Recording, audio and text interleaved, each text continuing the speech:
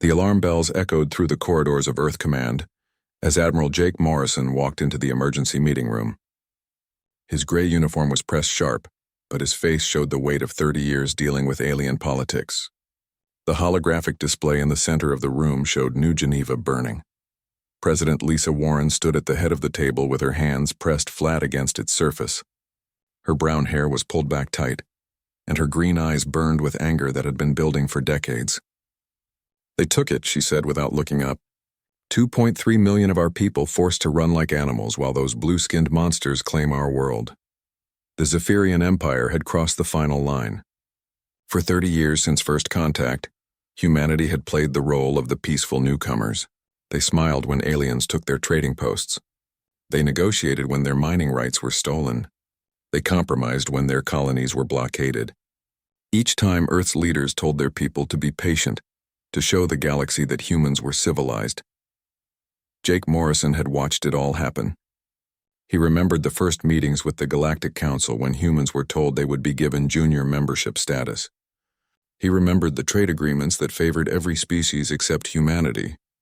He remembered the slow, methodical way the aliens had pushed humans into smaller and smaller corners of space. The Korak hegemony backed them, said Intelligence Director Carol Stone from across the table. She was a thin woman with sharp features who had spent years learning alien languages and customs. Their battle fleets are massing near the Rigel system. They think we'll file another complaint with the Council and wait for a response that never comes. Dr. Alan Curtis cleared his throat from his seat near the wall.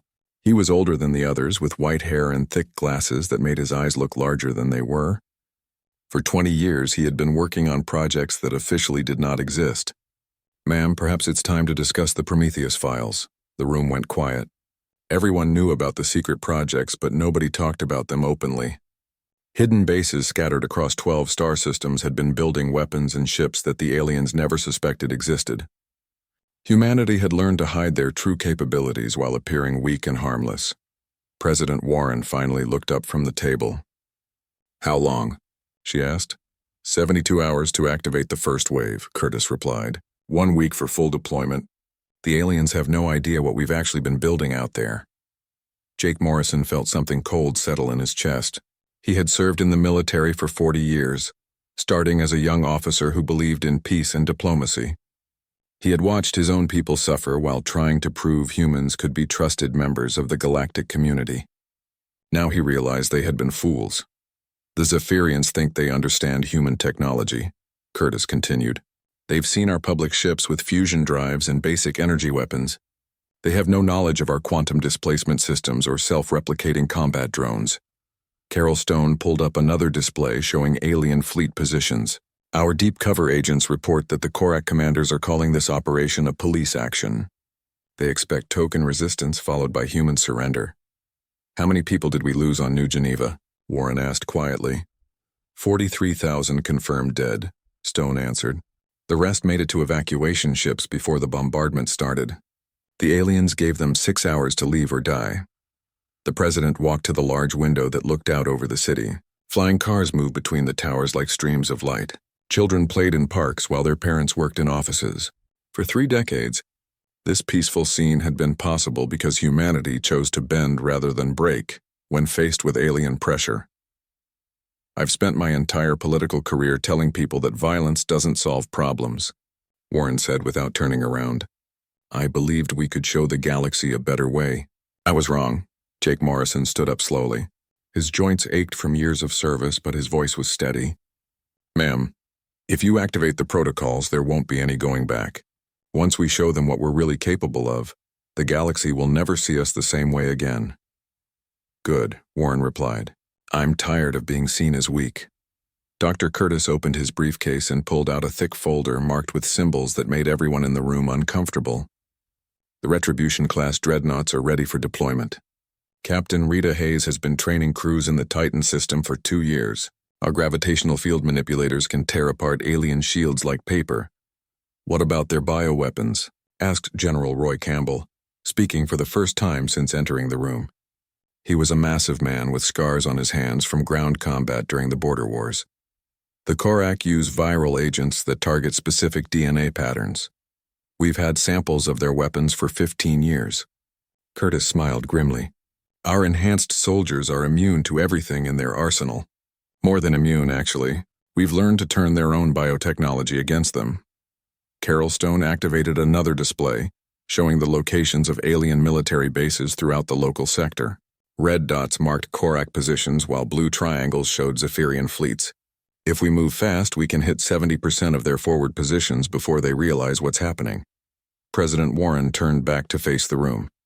The soft light from the window made her look younger than her 50 years, but her eyes held the hardness of someone who had made an impossible decision. Gentlemen, lady, I'm authorizing the activation of all black projects. Admiral Morrison, you have full command authority over all human military assets. Jake Morrison felt the weight of history settling on his shoulders. In a few hours, humanity would begin a war that would reshape the entire galaxy.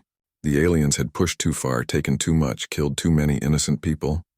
They had mistaken human patience for weakness and human restraint for inability. The galaxy wanted to see what humans do when we stop being nice, Morrison said quietly. They're about to find out. President Warren pressed her thumb to the scanner on the table. Across human space, hidden facilities began powering up weapons that had never been tested in combat. Ships that officially didn't exist started their engines. Soldiers who had trained in secret for years prepared for battles that would write humanity's name in blood across the stars. The age of human diplomacy was ending. The age of human warfare was about to begin. Captain Rita Hayes stood on the bridge of the UES Retribution as it emerged from quantum tunnel space near the Proxima border. The massive dreadnought had been hidden in the Titan shipyards for 3 years, disguised as a civilian mining platform. Now its true form was revealed with gun batteries that could level cities and armor plating that could withstand direct nuclear strikes. All stations report ready, announced Commander Pete Jackson from his tactical position. His fingers danced across holographic controls that managed weapon systems the aliens had never seen before. The bridge crew had trained for this moment in secret simulations, learning to operate technology that officially did not exist. Through the main viewport, Rita could see dozens of other ships materializing from hidden jump points. The fleet that Earth Command had built in secret was finally showing itself to the galaxy.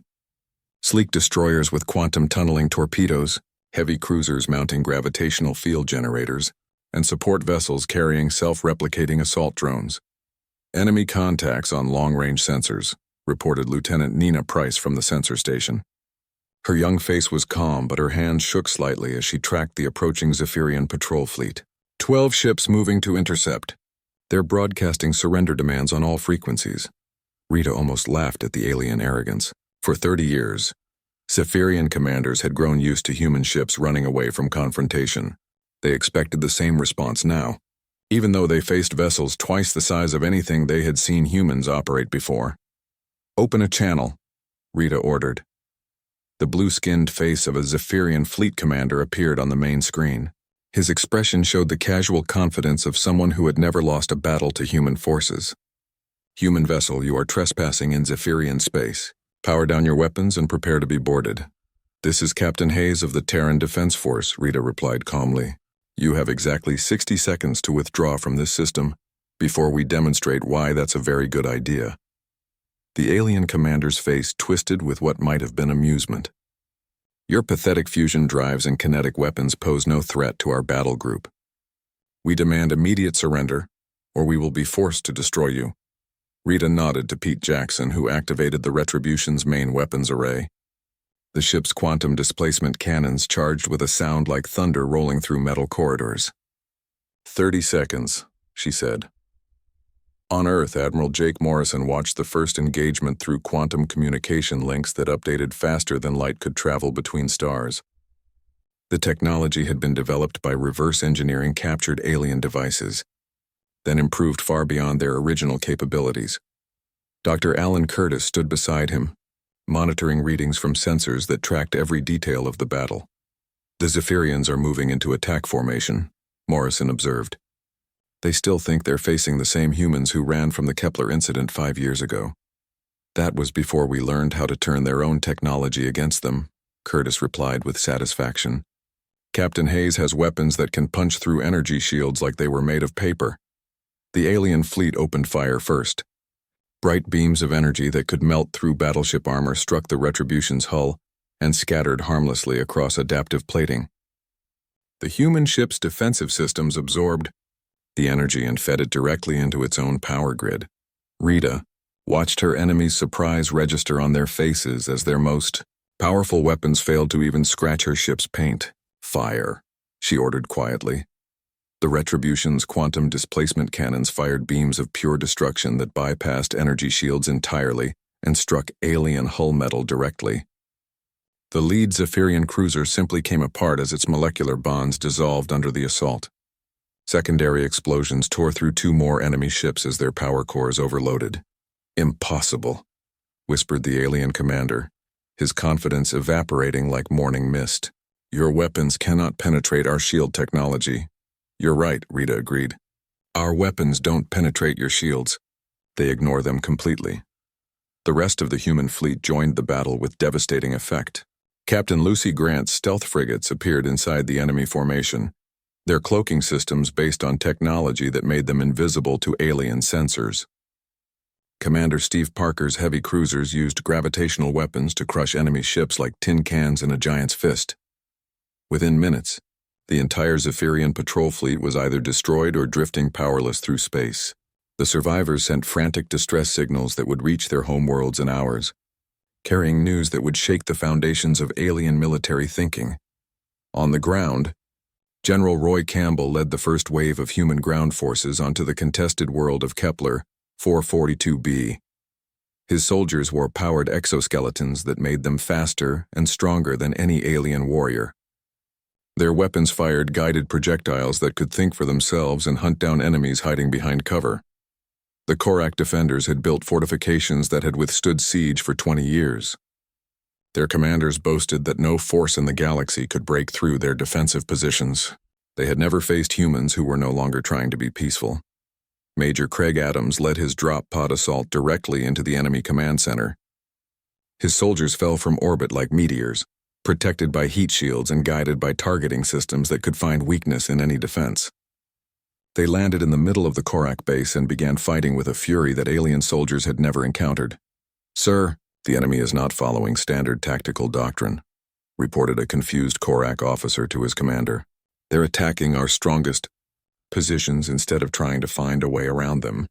The Korak general watched his defensive lines crumble as human soldiers proved that their species had been hiding their true capabilities for decades. Enhanced humans with alien neural interfaces moved faster than trained Korak warriors. Their weapon systems adapted to counter every defensive measure the aliens employed. Intelligence Officer Carol Stone monitored alien communications from her command center on Earth. For years, she had infiltrated their networks and fed them false information about human military capabilities. Now she watched their panic as they realized how completely they had been deceived. "The Korak High Command is requesting immediate reinforcements," she reported to Admiral Morrison. "They're admitting that human forces have capabilities they never suspected existed." Morrison nodded grimly. "Good. Let them send more ships. We have 30 years of anger to work through." Across human space, hidden bases activated and revealed weapons that had been built in secret. The galaxy was about to learn that when humans finally stopped being nice, the consequences were more terrible than any alien species had imagined possible. Fleet Admiral Tony Brooks stood before the holographic war table in the deep command bunker beneath Geneva. The display showed human forces advancing on 17 different fronts, while alien fleets retreated in panic. 3 weeks had passed since the first engagement, and the galaxy was learning that peaceful humans were far more dangerous than anyone had imagined. "The Sherman Protocol is working better than we hoped," reported Colonel Beth Turner from her position at the tactical console. Her dark hair was pulled back in a tight bun, and her uniform bore the insignia of the newly formed Rapid Strike Division.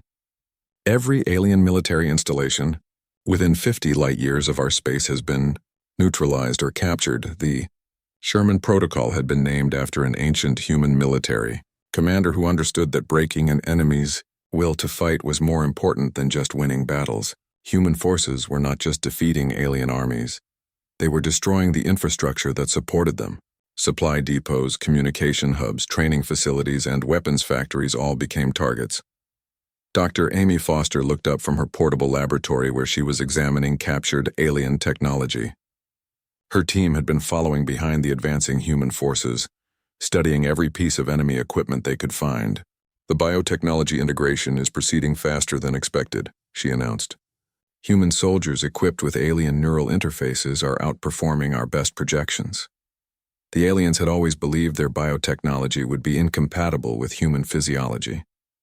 They were wrong about that too. Human adaptability had allowed soldiers to interface directly with alien systems, giving them capabilities that surpassed even enhanced alien warriors. Enhanced humans could think faster, react quicker, and coordinate more effectively than any enemy forces. Commander Lucy Grant watched her stealth fleet approach the Korak fortress world of Thexcon through her ship's cloaking field. The planet had been considered impregnable for over a century. Its defensive systems could destroy entire fleets before they came within weapons range.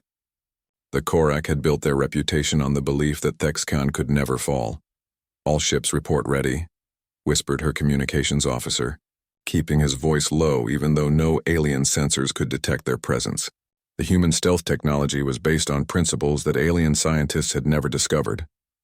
Their ships could hide in plain sight while moving through enemy formations.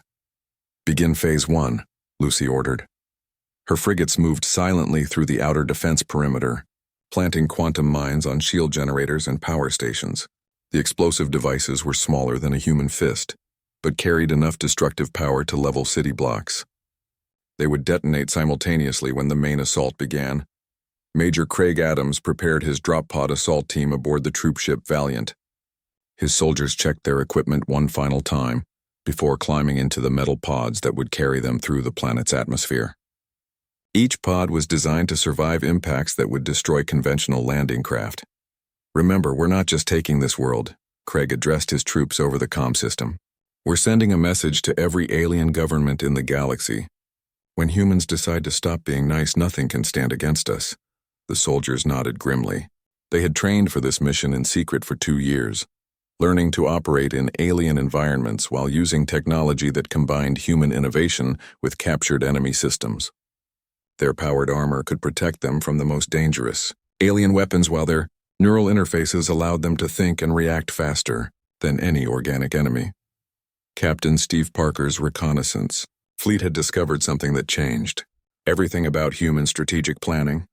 Hidden in the Vega system, the Galactic Council maintained a secret stockpile of advanced warships that were supposed to be used only in case of galaxy-wide emergency.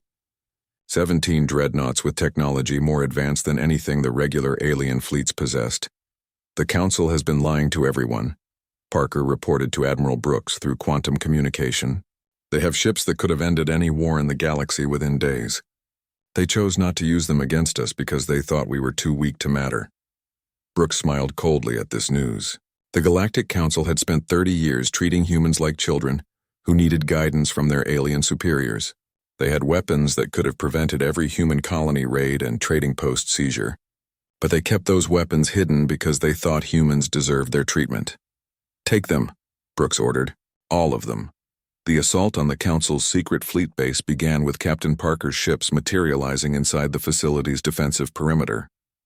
Human quantum tunnel technology allowed them to bypass every security system the aliens had installed. Guard ships that should have detected intruders hours before they arrived found themselves facing human dreadnoughts that appeared without warning. The battle lasted less than an hour. Council forces had grown soft from decades of peace while human crews had been training for total war. Advanced alien ships fell to human weapons that turned their own technology against them. Crews that had never faced real combat found themselves overwhelmed by soldiers who understood that survival meant victory at any cost. Back on Thexcon, the siege was entering its final phase. Lucy Grant's stealth ships had disabled the planet's orbital defenses, while Craig Adams led ground forces through the fortress city's outer walls. Korak defenders who had never faced defeat in their lives watched their impregnable stronghold crumble under assault by humans who refused to follow conventional tactics. "Their psychological profiles show complete breakdown," reported Dr. Foster as she monitored captured alien communications. "Korak commanders are requesting permission to surrender, but their high command refuses to believe Thexcon could actually fall. The fortress world that had stood unconquered for a century fell in 6 days. Human forces occupied the command center, while Korak survivors were loaded onto transport ships and sent home with a simple message for their leaders. No alien world was beyond human reach when humanity decided to fight seriously. News of Thexcon's fall spread through the galaxy faster than light itself.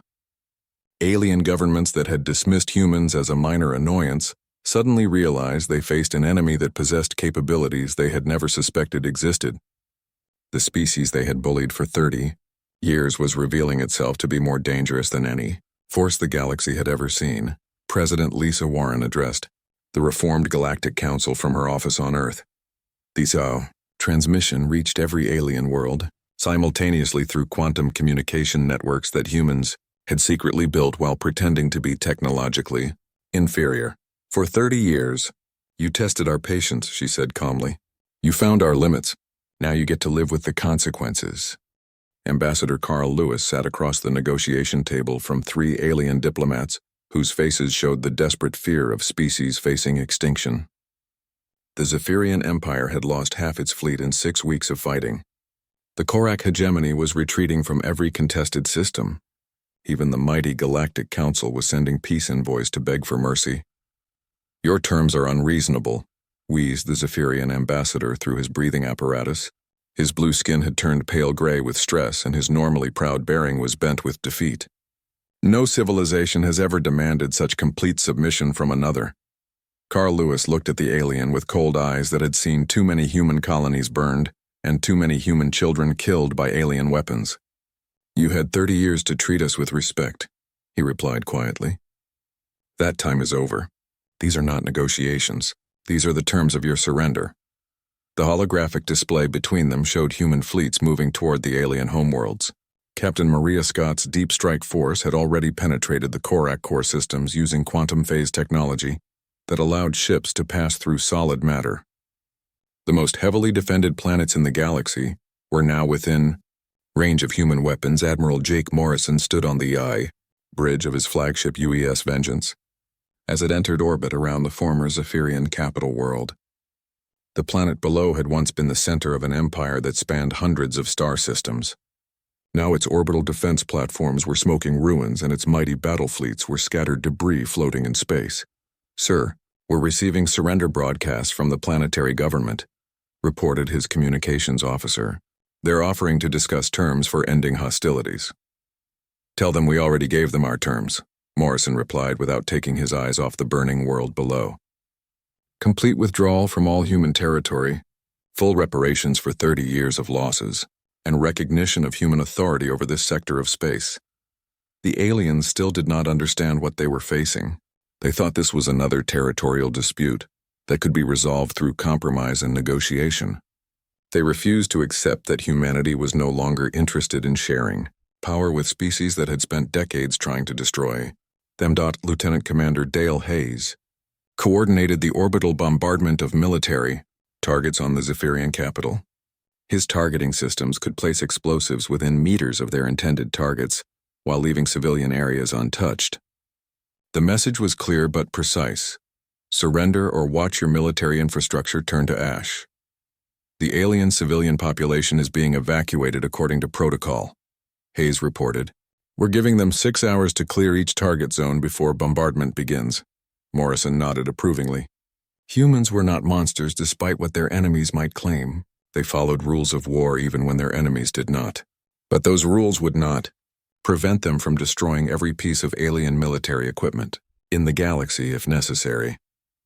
News of the Korak atrocity reached human command through intercepted alien communications. The Korak Supreme Commander, desperate to salvage something from the disaster, had ordered the execution of 43,000 human prisoners taken from New Geneva. Men, women, and children who had done nothing except try to build new lives on a distant world. President Lisa Warren's face went white as she read the intelligence report in her office. Her hands shook with rage as she reached for the secure communication device that connected her directly to military command. Admiral Morrison, she said when the connection opened, I'm authorizing unrestricted warfare against all Korak assets. Ma'am, that means targeting their homeworld directly. Morrison replied carefully. Are you certain you want to cross that line? They crossed it first when they murdered our people, Warren answered. Show them what happens when humans stop caring about being civilized. Captain Maria Scott's fleet received new orders as they approached the Korak home system. The quantum phase drives that had carried them through impossible distances now prepared for the most audacious military operation in galactic history. They would attack the homeworld of a species that had never been successfully invaded. All ships report ready for phase transition, announced her tactical officer. Enemy defensive fleets are massing at the system edge. They have no idea we're already past their perimeter.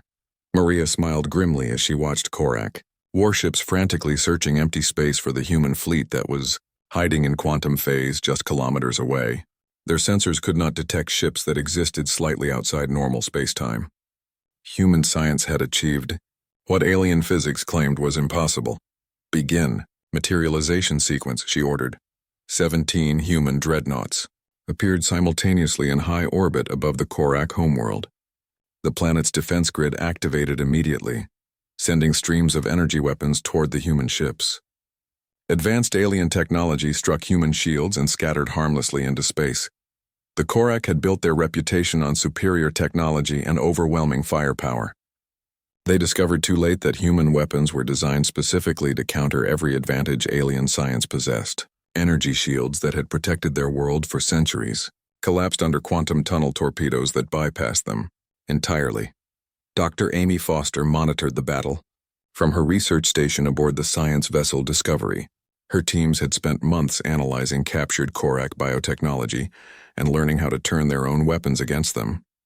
Enhanced human soldiers now possessed immune systems that could survive any biological agent the aliens possessed.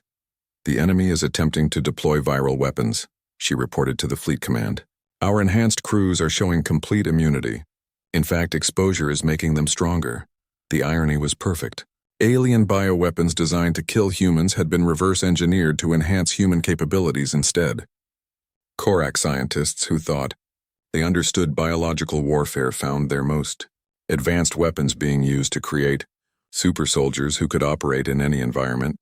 General Roy Campbell established the first human ground base on the Korak homeworld within hours of the orbital battle's conclusion. His soldiers moved through alien cities with perfect coordination, while enemy forces retreated in confusion. The species that had dominated this region of space for 5 centuries was being defeated by humans who had been spacefaring for less than 100 years. Sir, enemy command is requesting a ceasefire, reported his aide. They're offering to discuss terms for ending the conflict. Campbell looked up from the tactical display showing human forces occupying key positions across the planet's surface. Tell them we'll accept nothing less than complete surrender. They had their chance to be reasonable. That time has passed. The galaxy watched in shock as news reached every alien world simultaneously. The Korak homeworld, unconquered for over 1,000 years, had fallen to human forces in less than a day. If humanity could break the strongest military power in the galaxy, no alien civilization was safe. The Great Assembly Hall of the Galactic Council had never seen anything like this before. Representatives from every major alien civilization sat in their assigned seats, while human Marines stood guard at every entrance. 6 months after the war began, the galaxy's most powerful species were formally surrendering to the newcomers they had once dismissed as harmless primitives. Admiral Jake Morrison walked slowly toward the central podium where the surrender documents waited to be signed. His uniform was perfectly pressed, but his face showed the weight of everything that had happened. Behind him walked President Lisa Warren and the other leaders of humanity's new government. They had not wanted this war, but they had finished it completely. The Zephyrian High Chancellor rose from his seat with trembling hands. His once proud empire now controlled only a handful of worlds while human fleets occupied their former territories. We formally surrender all claims to territory seized from human colonies, he announced in a voice barely above a whisper. We accept full responsibility for damages and agree to pay reparations as determined by human authorities. The Korak Supreme Commander could barely stand as he read his people's surrender terms. The military machine that had dominated this sector for centuries was broken beyond repair. Their homeworld flew human flags while their remaining fleets served under human command. The Korak hegemony submits completely to human authority and accepts permanent monitoring of all military activities. Admiral Morrison accepted each surrender document without emotion. These alien leaders had spent decades treating humans like children, who needed guidance from their superior civilizations. They had seized human colonies, stolen human resources, and killed human civilians whenever it suited their purposes. Now they learned the price of pushing a peaceful species beyond its breaking point. Ambassador Helen King stood before the reformed Galactic Assembly as the new human representative. The chamber that had once excluded humanity from meaningful participation now gave them the central seat of authority. Her voice carried the quiet confidence of someone who spoke for the galaxy's new dominant power. "The age of human patience is over," she announced to the gathered alien delegates. "For 30 years you tested our willingness to endure injustice. You mistook our preference for peace as weakness. You assumed our restraint meant inability to respond with force." The alien representatives sat in uncomfortable silence. Many of them had voted to exclude humans from important decisions. Others had supported the territorial seizures and trade restrictions that drove humanity to war. All of them now understood that their actions had awakened something far more dangerous than they had ever imagined possible. General Roy Campbell established the Terran Peacekeeping Force with bases on 17 former alien worlds. His soldiers would ensure that no species would ever again attempt to repeat the mistakes that had led to this war. The galaxy would remain peaceful because humanity would enforce that peace with overwhelming military superiority. "The new order is simple," Campbell explained to his senior officers during their first strategy meeting. "Any species that threatens human interests or human allies will face the full weight of our military response. We gave diplomacy 30 years to work. It failed. Now we guarantee peace through strength." Captain Rita Hayes commanded the orbital defense platforms that now surrounded every major alien homeworld. Her weapons could sterilize entire planets within minutes if any government decided to test human resolve. The message was clear to every alien leader: rebellion meant extinction. Dr. Alan Curtis continued developing advanced weapons systems in laboratories that were no longer hidden from alien observation. Human science had surpassed anything the galaxy possessed, while the aliens were still assuming they held technological advantages. New discoveries emerged monthly that pushed human capabilities even further beyond alien understanding. "We're working on weapons that can target specific DNA patterns," he reported to the military leadership during a routine briefing. "If any species decides to break their surrender terms, we can eliminate their entire population while leaving their worlds intact for human colonization." The aliens who heard this news understood that humanity was no longer the species they had once known. Years of oppression and abuse had transformed peaceful humans into something that would never again tolerate threats to their survival. The galaxy's new rulers were beings who had learned that overwhelming force was the only language their enemies understood.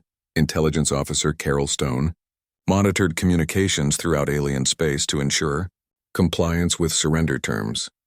Her agents had infiltrated every major government and military organization. No alien conspiracy could develop without human knowledge and immediate response. "All species are maintaining their agreement to demilitarize," she reported. "Fear of human retaliation is keeping them more peaceful than 30 years of diplomatic negotiations ever achieved." Captain Steve Parker's patrol fleets moved freely through space that had once been forbidden to human ships. Former alien territories now served human interests while their previous owners worked to pay reparations for decades of stolen resources.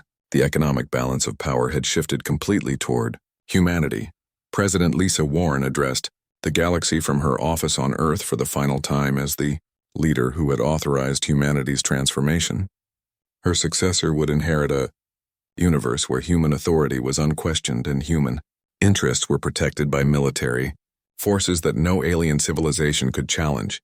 "Some of you may wonder if we have become the very thing we once opposed," she said to the countless alien worlds, listening to her transmission.